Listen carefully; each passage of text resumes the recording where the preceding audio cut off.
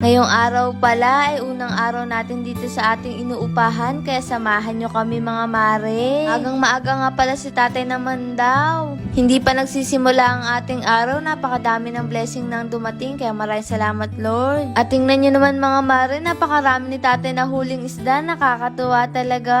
Buti nga talaga ay marsipag si tatay manghuli ng isda, kahit papano hindi natin kailangan bumili. Bukod kasi sa makakatipid tayo, ay talagang sariwang sariwa pa. Kung malapit lang kayo lahat mga mare, bibigyan namin kayo.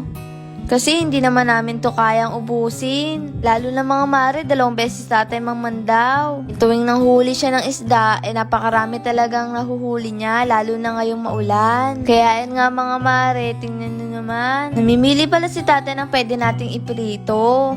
Kasi sabi ni tata, yung iba daw ipamimigay niya kasi nga hindi naman natin kaya tong ubusin. Ito din talaga yung kagandahan, malapit tayo sa bukid. Yung iba pala mga mare, pinamigay namin dito sa mga kakilala ni tatay. Tapos yung iba naman, pinamigay namin dun sa pinagsa-chargeran namin noon. Ilang pasasalamat na rin mga mare dahil nung wala kami kuryente, doon kami nag-charge tapos hindi kami pinagbabayad. At minsan nga din mga mare, doon din kami nanghihingi ng pangsabaw sa bigas. Napakadami talaga natin mga maring biyaya. Nagulat nga kami kasi maagang maaga meron kami ganito kadaming isda.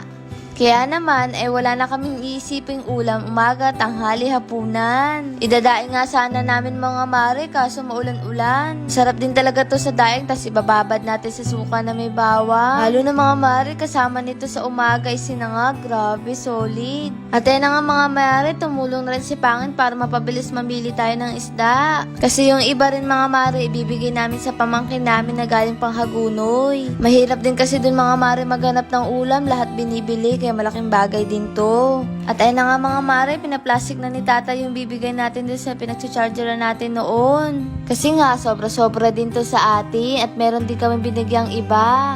Sabi nga ni tatay, binabayaran pa daw. Sabi niya, hindi na, okay na yun. Dahil nga mabait din yun sa amin. Lalo na dati, wala kami pagsa-chargeran ng cellphone. At ngayong araw nga mga mare, unang araw natin dito sa pinaupahan natin. Hanggang ngayon nga mga mare, hindi kami makapaniwala na nakakaya na natin mga to. Dati pangarap lang namin to. Kasi malapit na tayo sa igiban, may kuryente, tapos malapit na rin tayo sa tindahan, tapos hindi na rin tayo mapuputikan. Ay pangarap lamang namin dati, pero ngayon unti-unti na natutupad mga mare. Tapos ngayon, makakapagpahinga pa si mama ng maayos sa kasi tatay. Kaya maraming salamat kay Lord sa lahat ng blessing na natatanggap namin. At syempre sa inyong mga mare sa walang sawang suporta at pagmamahal sa amin. At ayun nga mga mare, may dumaan na scramble kaya itong pamangkin ko ay tuwan-tuwa kaya nang bumili rin tayo.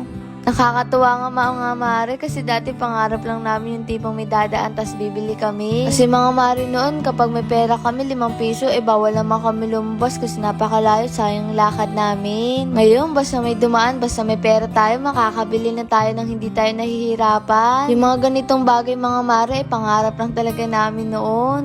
Kaya hanggang ngayon tinatanong namin ng isa't isa, totoo ba to nangyari sa atin to? Hindi ba talaga tayo nananaginip kasi parang imposible to noon pero ngayon ay nagawa natin posible pala.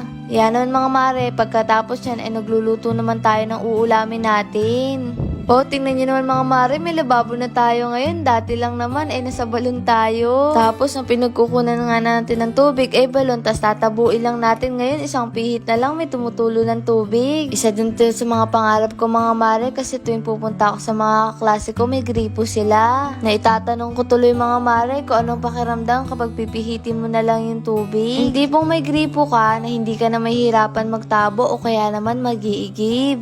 At eto nga si mama may kinukuha pa dito. Pasensya na mga mare ko medyo madupi pa kasi nag-aayos pa rin talaga kami. Tuwing pinagmamasdan ko si mama, natutuwa ako kasi hindi na kailangan ni mamang maglakad ng malayo tapos hindi na rin siya napuputikan. Kasi nga mga mare, kapag nasa bukid kami, hindi mo makitang malinis yung paa ni mama kasi nga maputik, lalo na pag maulan. At eto nga yung kapatid ko, naghuhugas na ng kawali kasi nga magpiprito tayo. Lulutuin pala natin mga mare, sarsyado. Kaya may kamatis dyan mga mare. Tutuwa din ako mga mare dahil naipaparanas ko to sa kapatid ko.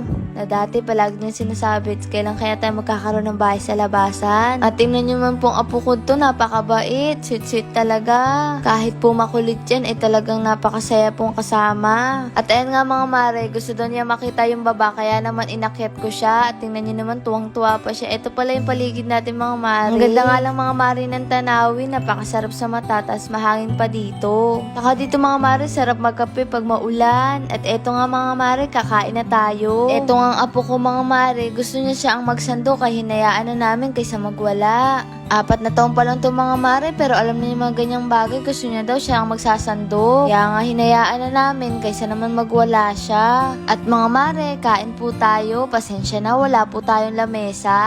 Ito pa nga po yung unang araw natin, kaya hindi pa po tayo nakakabili, pero bibili po tayo. Kaya dito muna po tayo sa sahig. Pero para sa amin naman mga mare, kahit saan ay okay lang, basta sama-sama tayong kumakain at may biyaya tayong natatanggap mula kay Lord. Yung mga material naman na bagay na yan, talagang bonus na lang yan, pero yung pamilya meron tayo ay hindi yan mapapalitan ano yung kayamanan dito sa mundo. Ewan ko ba mga mare kung kami lang, pero para sa amin kasi parang mas sumasarap yung kainin kahit hindi masarap yung ulam, basta magkakasama kami. Siguro kaya binibless din kami kasi naging matatag kami sa lahat ng pagsubok na pinagdaanan namin. Hindi kami nagpadaig, lumaban kami sa buhay. Kaya napapaisip talaga kami paano kung sumuko kami noon, mararanasan kaya namin yung ganitong buhay ngayon.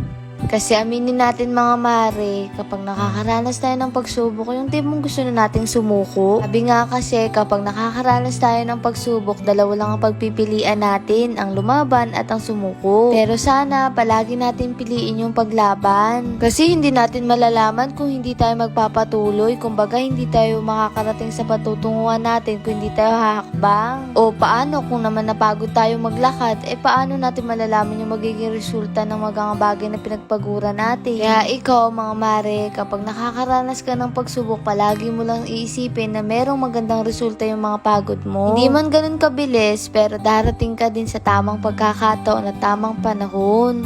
At ang masasabi mo na lang, buti na lang pala hindi ako sumuko noon. Kasi kung sumuko kami noon, paano na lang kami ngayon? Siguro hanggang ngayon mga mare, walang-wala pa rin kami. Baka hanggang ngayon mga mare, yung pangarap namin noon ay hanggang pangarap na lang. Sa totoo lang mga mare, ang dami namin pinagdaanan bago namin tumarating. Baga sa daanan ay nalubak muna kami bago kami makarating dito ngayon. Pero naniniwala kami na wala naman talagang madali pagdating sa pangarap. Lahat pinaghihirapan bago natin makamtan. Masarap din kasi mga mare yung magtatagumpay ka ay sarili mong pagsisikap. Tapos sa tamang paraan pa na hindi mo kailangan mang-apak ng ibang tao. Madaling salita, nakuha mo yung tagumpay na yun dahil sa paghihirap mo at pagsusumikap. At eto nga mga mare, pagkatapos namin kumain, kinahapunan, nakahuli na naman si tata napakaraming isda. At tingnan nyo naman mga mare, nagtatalunan pa, napakasarap tuloy sa mata, sarap nyan iprito. Kaso mga mare, hindi na tayo kumuha kasi ang dami pa nating isda na tira kanina. Naman, binigay na rin namin sa pamangkin namin na galing pa ng Hagunoy. Tingnan nyo, napakadami. At eto naman pinipili ni tata, ibibigay din namin sa isa naming pamangkin. Kasi sa mga lugar nila, mahirap maghanap ng libreng ulam. Di katulad dito sa atin, nasa bukid tayo, kapag masipag ka, hindi ka magugutom. Lalo na si tatay, ang libangan na lang ay panghuhuli ng isda. Kaya naman, sobra-sobra yung blessing natin, kaya naman binabahagi natin sa iba. Masarap din kasi mga mare sa pakiramdam yung nakakatulong tayo sa iba kahit sa maliit na bagay lang. Ngayon kasi mga mare, ito lang kaya natin ibahagi sa iba. Tingnan nyo ngayong apo kong to, napakakulit at kumuha pa talaga ng upuan para lang manood sa pag-aano ng isda. Maraming pwedeng mapakain ito mga mare kasi sobrang dami talaga.